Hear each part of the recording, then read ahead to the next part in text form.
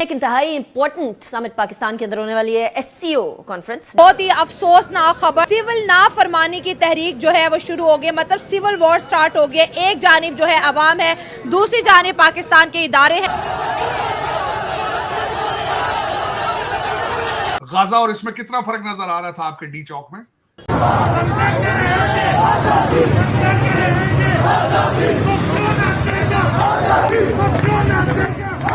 अक्टूबर तक जो है पाकिस्तान का कैपिटल सिटी इस्लामाबाद के अंदर जो है लॉकडाउन है, कर्फ्यू लगा हुआ है। लाहौर के अंदर जगह जगह कंटेनर है। आज लाहौर बंद, इस्लामाबाद बंद। इस्लामाबाद बंद मतलब पाकिस्तान बंद। फिर आपको अगर बाय फोर्स हटाना पड़ेगा तो एससीओ तो आपका मुतासिर हो ही गया।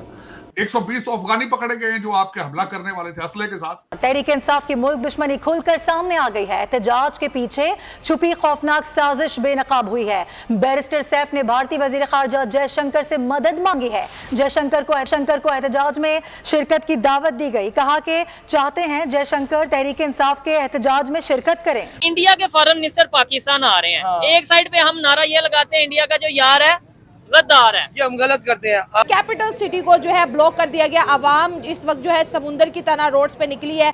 दूसरी जानिब पुलिस और आर्मी की भारी नफरी मौजूद है। वो शेलिंग कर रही है, वो स्ट्रेट फॉरवर्ड जो है फायर कर रही है, लेकिन आवाम थमने का नाम नहीं ले रही। मतलब इसके तनाजर में अगर फर्ज करें जयशंकर साहब जो हैं वो कहते हैं जी कि आपके इस वक्त अंदरूनी मामला जो हैं वो बड़े टेंस समझ आ रहे हैं और हमें नहीं आने सो तो डिप्लोमेसी और डिप्लोमेटिक टाइज जो हैं उनके अंदर इससे ऊपर बयान नहीं है कि जी आपके अंदरूनी मामला सेटल्ड नहीं है, आप इतनी बड़ी कॉन्फ्रेंस कराने को जा रहे हैं तो हम क्यों आए यहाँ पे। नमस्कार, जय हिंद, वंदे मातरम। दोस्तों, राज हिंदुस्तान में आपका स्वागत है। दोस्तों, पाकिस्तान की मुश्किलें थमने का नाम नहीं ले रही हैं। खबर आई है कि एससीओ मीटिंग से पहले ही पाकिस्तान में गृह युद्ध जैसे हालात हो गए हैं।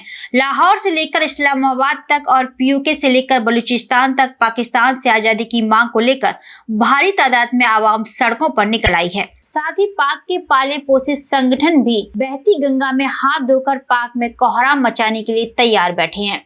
इसके बाद कहा जा रहा है कि पाकिस्तान में एससीओ समिट होने से पहले ही खतरे के बादल मंडराने लगे हैं। और बात भी सही है, यदि पाक में जारी कोहराम सड़कों पर आई आक्रोशित आवाम का गुस्सा शांत नहीं हुआ तो पाक दुनिया भर में बेइज्जत और बेनकाब हो जाएगा और एससीओ का कोई भी लीडर पाकिस्तान नहीं आएगा, जिसको लेकर पाकिस्तानी मीडिया हैरान और परेशान है। तो दोस्तों, आइए चलते हैं और देखते हैं कि पाकिस्तानी मीडिया का क्या कहना है।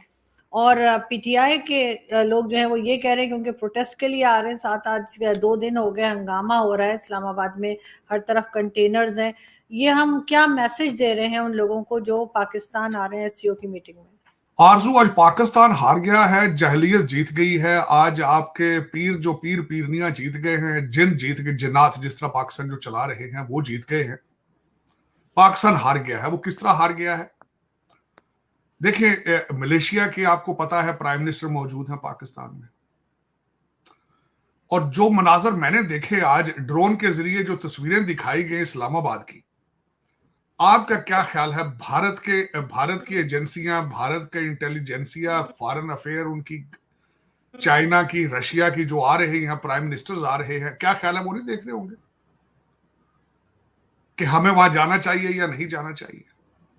मेरा ये क्वेश्चन है मेरा, जो पाकिस्तान चला रहे हैं। मेरा क्वेश्चन अपने पीरो मुर्शिद से नहीं है जो इस वक्त जेल में है, मुर्शिद पाक से नहीं है, क्योंकि उनकी तो हिस्ट्री मौजूद है कि दुनिया के सबसे, उन्होंने पाकिस्तान को सारी दुनिया से डिस्कनेक्ट कर दिया था, भारत से, वेस्टर्न। जिस दिन जंग यूक्रेन पे अटैक हुआ, मौसूफ उस दिन रशिया बैठे हुए थे, तो वो दुनिया को पता है। फिर उसके बाद उन्होंने जो ड्रामा निकाला साइफर का, अमेरिका मेरी रिजीम चेंज, अमेरिका मैंने आई सेड एब्सोल्युटली नॉट, मुझे उसकी वो तो उसको तो पता ही नहीं है कि बल्कि वो चाहता ही ये है, उसको खदशा, 2 वहम उनको हो गए जेल में। उनको अब इस वक्त ख्वाब आ रहे, डरावने। वो उनको पता ही चला है कि भाई बाहर से पैसे भी मिल गए हैं, इन्होंने मुसलमान मुल्कों ने पैसे नहीं दिए, इन्होंने एशियन डेवलपमेंट बैंक से जाके पैसे ले लिए जो IMF की शर्त थी, चाइना ने रोल अपना कर दिया कर्जा। तो अब उसको कहीं वहम पड़ गया कि ये 6 महीने, साल पाकिस्तान कहीं सरवाइव ना कर जाए।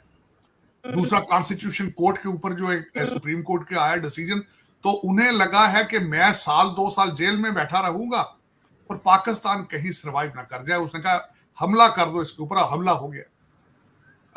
पाकिस्तान चलाने वालों को मैं हमेशा ये कहता हूं कि इस तरह नहीं चलता जिस तरह चला रहे हो भाई। एक तो मैं आज आपसे जो क्वेश्चन ये करना चाह रहा पूछना तो ये है मुझे कि जब पेशावर से काफिला निकला है, फायर ब्रिगेड की गाड़ियां उनके साथ हैं, सरकारी क्रेनें उनके साथ हैं, सरकारी एम्बुलेंसेज उनके साथ हैं। जब वो अपने इस युद्ध के ऊपर चल पड़े थे इस्लामाबाद पे हमला करने के लिए, अगर पेशावर में जलजला आ जाए, पेशावर में कोई आग लग जाए, पेशावर में हस्पतालों को एम्बुलेंसों की जरूरत हो तो वो क्या करेंगे भाई? किसी ने सवाल पूछा है? क्यों पूछेंगे? जरूरत नहीं इस चीज की। ये तो इंसानों के देश में होता है। आज के दौर में आरजू फॉरेन परिंदे रशिया से जो माइग्रेट करके आते थे वो आना छोड़ गए।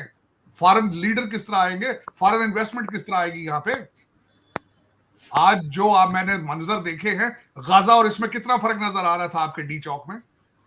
किसी ने ड्रोन की तस्वीर निकाली है आपकी जिस तरह शेलिंग हो रही थी। और फिर दूसरा मेरा क्वेश्चन है, 120 तो अफगानी पकड़े गए हैं जो आपके हमला करने वाले थे असले के साथ। 120 अफगानी सिटीजन असला लेकर अटैक में शामिल थे। वो कहते हैं हम। अच्छा, तीसरी बात है, दुनिया परेशान ना हो कि आप एटॉमिक पावर हो और कैपिटल में क्या हो रहा है, धुआं है। सॉरी, मसला ये है कि ये जो अब सर मामला इकट्ठे हो गए, अब टाइम कम रह गया। ये सर 7-8 दिन की बात है जब SCO शुरू होना है।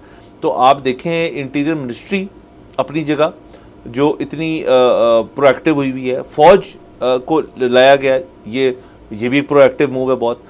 लेकिन सर अगर फ़र्ज़ करें, और मैं ये बिल्कुल ही नहीं चाहता ऐसी चीज़ हो, और अल्लाह करे कि शफकत महमूद साहब का जो आइडिया है उसी के ऊपर अमल दरामद हो कि सर अगर ये कुछ लोग जो डी चौक पहुंच गई, अगर ये बैठ जाती और अगर मतलब अभी तो फिर लीडरलेस हैं ये, अगर ये बैठ जाती तो सर फिर हटाने का मतलब जो है ना वो ये सिर्फ नहीं है कि आप उनको बस कहेंगे यार चलो जाओ यहाँ से। फिर आपको अगर बाय फोर्स हटाना पड़ेगा तो SCO तो आपका मुतासिर हो ही गया। मतलब इसके तनाज़र में अगर फ़र्ज़ करें जयशंकर साहब जो हैं वो कहते हैं जी कि आपके इस वक्त अंदरूनी मामला जो हैं वो बड़े टेंस समझ आ रहे हैं और हमें नहीं आने सो। तो डिप्लोमेसी और डिप्लोमेटिक टाइज जो हैं उनके अंदर इससे ऊपर बयान नहीं है कि जी आपके अंदरूनी मामला सेटल्ड नहीं है, आप इतनी बड़ी कॉन्फ्रेंस कराने को जा रहे हैं तो हम क्यों आए यहाँ पे। सर उसके पेश नज़र अगर बाकी ममालिक जो इसके अंदर शिरकत कर रहे हैं वो भी यही मौक़िफ़ इख्तियार कर लें तो सर कितनी एक अफसोसनाक बात हो जाएगी। तो इस मामले को जल्दी से रिजॉल्व करें, इस मामले को आप अलग-अलग कर दें। उसके साथ साथ सर मैं ये भी जिक्र करना चाहता हूँ, कल के दिन हमें एक और बात भी पता चली है और वो रिपोर्टिंग हमारे चैनल की भी और बाकी दीगर चैनल और मोहसिन नकवी साहब का इसके अंदर बयान भी है कि बहुत ज़्यादा अफ़गानी नेशनल्स जो हैं वो भी पाए गए हैं इस कल के दिन के अंदर जो डी चौक से पहले, डी चौक से बाहर जो इस्लामाबाद में चीज़ें हो रही थी तो बहुत ज़्यादा अफ़गानी भी उन्होंने अरेस्ट किए हैं इसके अंदर, अफ़गानी नेशनल्स।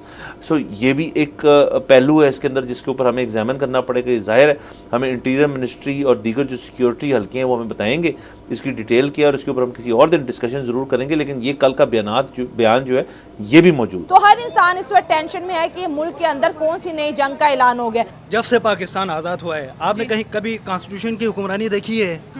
कभी कोई डिक्टेटर आ जाता है, फिर 35 साल तो इनडायरेक्टली जो है आपके डिक्टेटर्स ने हुकूमत की है। अभी भी देखें जो गवर्नमेंट इस टाइम गवर्नमेंट बैठी हुई इस्लामाबाद में उसके पास मैंडेट है। आप बाकियों को छोड़ें, जो PMLN है, PMLN का जो लीडर है वो खुद जीत के नहीं आया है, इनको जो है फॉर्म 47 के मुताबिक जितवाया गया है। अच्छा। फॉर्म 45 पे ये हारे हुए हैं। अच्छा। इनके पास मैंडेट ही नहीं है तो ये मुल्क कैसे चलाएगी? आप जो प्रोटेस्ट की आप बात कर रहे हैं, कॉन्स्टिट्यूशन पाकिस्तान के हर शहरी को, I am not the constitution citizen of Pakistan but I know the constitution of Gilgit-Baltistan से I am from Gilgit-Baltistan but I am not the citizen of Pakistan. Okay, मैं बात कर रहा हूँ कॉन्स्टिट्यूशन ऑफ पाकिस्तान की। एक कॉन्स्टिट्यूशन का आपको तालिब स्ट्राइक का राइट देता है, ठीक है? कॉन्स्टिट्यूशन का स्टूडेंट भी हूँ, ठीक है। और कोर्ट्स में प्रैक्टिस भी कर रहा हूँ। अच्छा, ठीक है। जब मुझे पाकिस्तान का लॉ, पाकिस्तान का कॉन्स्टिट्यूशन मुझे राइट दे रहा है कि मैं प्रोटेस्ट कर सकता हूँ तो फिर इस्लामाबाद के अंदर इतने कंटेनर क्यों लगाए हैं? ये इतने आप ज्यादा मुझसे खंदकें यही क्यों यही मैं कह रहा हूँ, यही आप गवर्नमेंट से पूछे, आजादी किस चीज की ये है? गवर्नमेंट से पूछे गवर्नमेंट ये क्यों लगा रहे हैं? साल हो गए, तो यही मुल्क आज़ादी कैसे तो हम बनेगा मांग रहे ना? हैं, हाँ। यही आज़ादी तो मांग रहे हैं कि रूल ऑफ लॉ हो, कॉन्स्टिट्यूशन को फॉलो करे, गवर्नमेंट हो चाहे जो भी अदारा वो हो। तो कह रहे हैं बांग्लादेश बनाने जा रही है, बांग्लादेश जैसा तो बांग्लादेश में इनकलाब क्यों है? इसीलिए है, वहाँ पे भी रूल ऑफ लॉ नहीं था, डिक्टेटर एक बैठी हुई थी वहाँ पे। अब गवर्नमेंट यहाँ पे भी यही करे। अब सबसे पहले इकोनॉमिकल क्राइसिस की तरफ जा रहे हैं हम लोग। नॉमिनल क्राइसिस जब तक एक गवर्नमेंट के पास मैंडेट ही नहीं है डिसाइड करने को, रूल ऑफ लॉ करने को, वो बैठी रहेगी तो क्राइसिस और बढ़ती जाएंगी। तो दोस्तों आपने देखा कि भारत के बब्बर शेर एस जयशंकर के पाकिस्तान दौरे से पहले ही पाकिस्तान में आग बरसने लगी है और पाक मीडिया ने खुद इसका खुलासा किया है। आपका इस पूरी खबर पर क्या कहना है हमें कमेंट बॉक्स में जरूर बताएं। खबर अच्छी लगे तो लाइक और शेयर करना ना भूलें। ऐसी तमाम खबरों से जुड़े रहने के लिए आप देखते रहें राज हिंदुस्तान।